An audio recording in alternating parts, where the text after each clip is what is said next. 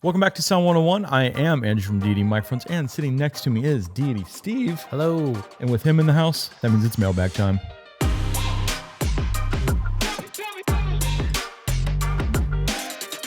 Well, this is a mailbag episode where we answer you, the audience's questions. All of the people that have been asking the last couple of weeks using hashtag mailbag down in that comment section below.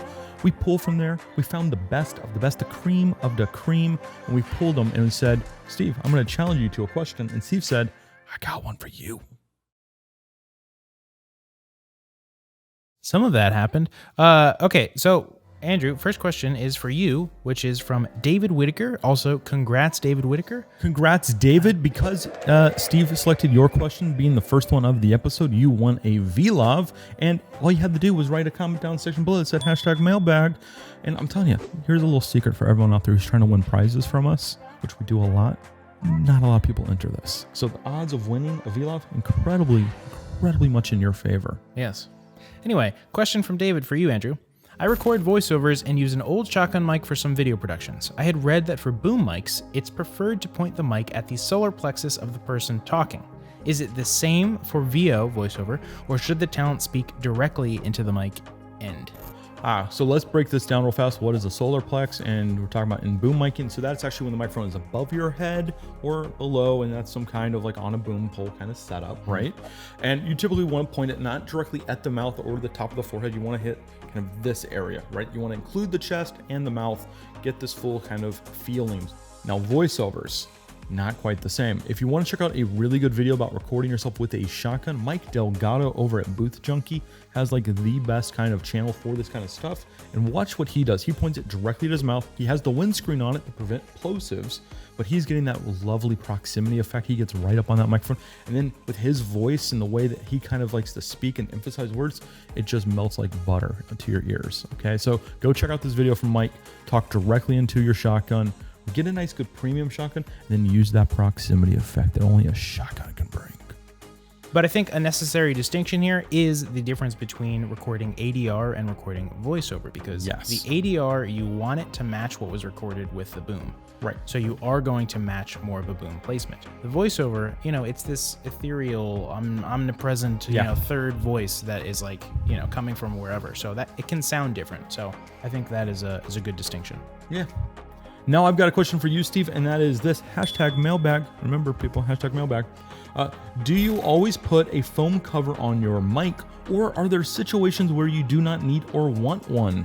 Well, we do not always put a foam cover on our microphones. We are using these S-Mic 2S's without the foam covers. Times when you would want the foam cover, when you're going to be moving the mic, if you're booming, like cueing, or what we call it, going between two different positions, you're going to catch a whiff of air, and that's gonna sound bad coming across the mic. So you would definitely want that, even if you're booming indoors. But otherwise, the way that these are set up, we're not talking directly into them, so we don't have huge plosive. Yeah, we're kind of talking across them. We're not having huge plosive issues, and a general principle to abide by is the more naked your microphone is, the better it's going to sound. You're not going to have to worry about high frequencies getting cut out by some sort of wind protection. So there you go.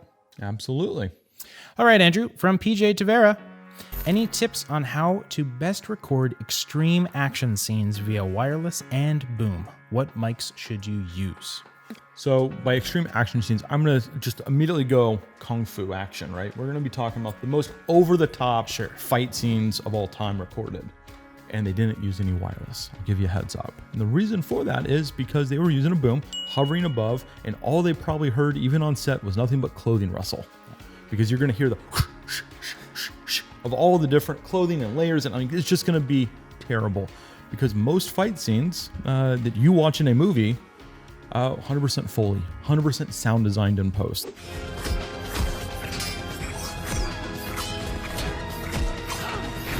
Like, no one actually is sitting there getting karate chopped to the arm and having their arm really having it broken, right? The bones aren't breaking on set.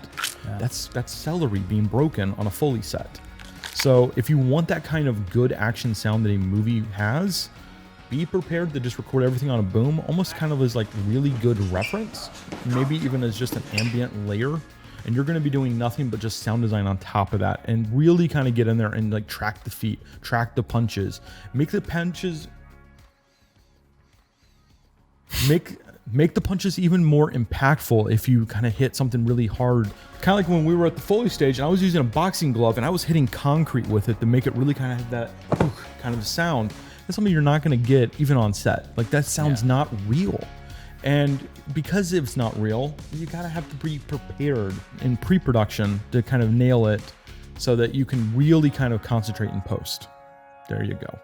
So that's how you get those action scenes. Now, in that same vein, I've got a question for you, Steve. Oh, yes. It's also about Foley. Love Foley. And it comes in, what is the essential equipment for Foley recording? And what is the lowest price for some of basic setup? Okay. The essential equipment, you need a pretty directional microphone, and you need a way to record it. It could be sort of a portable recorder, a Zoom, an HDTX, or you could use an audio interface going into your computer. And then you need a mic stand, probably. Yeah, you don't want to hold it. You want to make it hold it very positional. And a lot of creativity, because I think part of the reason Foley professionals are the way they are is it's a skill. It's a talent to know, like, okay, I need to make this bone break. We can't actually be breaking bones. What can I do? And then you need to be able to hear that sound and say, okay, this sounds like a cool bone break, but it's dry. We need like a fleshy tearingness to it. What sounds like a fleshy tear? And then you figure that out as well. So creativity is an enormous part of this. And what's cool is that you can learn this stuff and you can play around and figure it out for yourself. So in terms of lowest price though, what would you pitch? A basic setup. You're going to need, like I said, the mic. I would suggest an S-Mic 2, which, as you mentioned before, the big brother of this guy, because it is highly directional and it is also waterproof. The circuitry is epoxy coated and it can withstand all kinds of liquids. So if you're doing splashing, if you're doing some sort of rain Foley, whatever it is, you don't have to worry about frying your mic that you just invested a bunch of money in. That's true. Like you go super cheap, it's like a one-time use item at that point. Yes. So, okay, you're at $350 with that. A portable recorder, you can probably pick up a used Zoom or something on Craigslist, whatever, between $100 to $200. Yeah. The mic stand, little miscellaneous things that add another probably $50 total. Yeah, $50. So you're probably sub $500. And even though that does sound like a lot of money for an initial investment, it's also a pro setup. And you are armed to do everything you need to for even like a studio level Foley film, as long as you put the time and effort into it. So yeah, a lot of that, like you said, is the creativity of the Foley artist. It's not like, oh, you bought a shotgun microphone and all of a sudden you're a Foley artist. It's like you got to know what to grab. Yeah. And a lot of that comes with practice. And if you don't do the practice, you're never going to get good at it. Don't care what you buy. You're just not going to get good sound.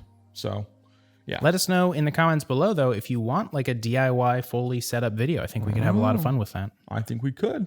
So let's wrap it up there. If you guys have questions for us, drop them down in the comment section below, #mailbag. And we're going to throw another one out there, #challenge, if you want to see us do a DIY Foley build. If you like this kind of content, you got to hit that subscribe button and you got to hit that bell for notifications so you can be one of the first people to know when we launch new videos here on this channel every single week. I'm Andrew from Deity Microphones. He is Deity Steve. Thank you for watching. Thank you.